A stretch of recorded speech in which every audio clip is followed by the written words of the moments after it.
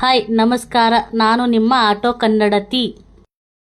ಇವತ್ತಿನ ವಿಷಯ ಏನೆಂದರೆ, ಸಾಲುಮರದ ತಿಮ್ಮಕ್ಕನವರು ನಮ್ಮನ್ನು ಅಗಲಿದ್ದಾರೆ.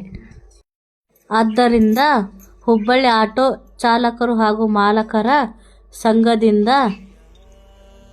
ಪುಷ್ಪಾರ್ಚನೆ ಹಾಗೂ ಮೌನಾಚರಣೆ ಸಲ್ಲಿಸಿದ್ದೇವೆ ನಮ್ಮ ಚೆನ್ನಮ್ಮ ವೃತ್ತದಲ್ಲಿ.